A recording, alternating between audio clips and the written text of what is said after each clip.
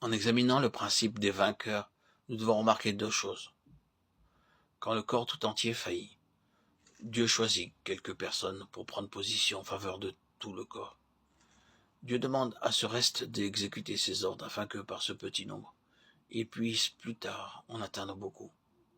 Lorsque Dieu fit choix des enfants d'Israël, il les appela tous à être un royaume de prêtres parmi les nations. Exode 19, 5, 6. Mais au mont Sinaï, ils adorèrent le veau d'or et faillirent lamentablement. À cause de cette situation, Dieu choisit les Lévites qui obéirent à ses ordres pour être vainqueurs. Contrairement aux autres enfants d'Israël, le sacerdoce leur fut accordé. Exode 32, 15 à 29.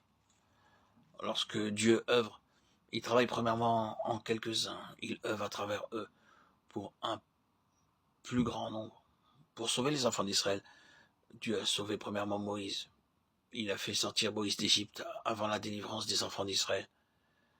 Il a pris en main David premièrement et ensuite il a libéré les enfants d'Israël de la main des Philistins pour en faire une grande nation.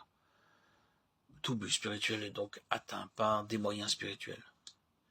Dieu a discipliné Moïse et David à un haut degré afin qu'ils n'utilisent pas la chair pour aider Dieu dans l'accomplissement de son dessein.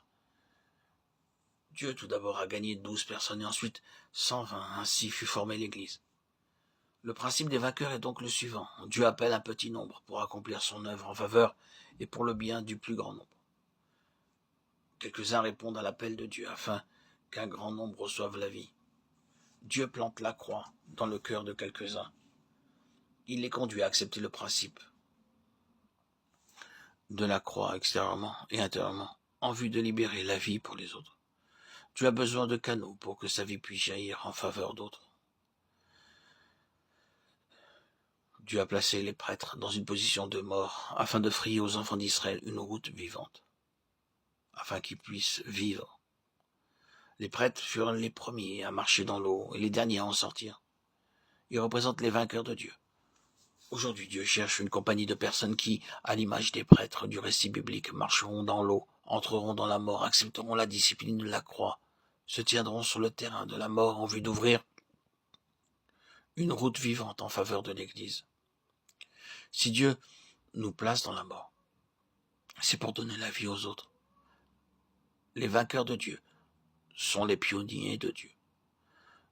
Ce n'est pas que les prêtres aient été capables d'accomplir quoi que ce soit, mais parce qu'ils portaient l'arche, ils devaient descendre dans le lit du fleuve. Ainsi, nous devons laisser Christ, symbolisé par l'arche, être le centre de notre vie.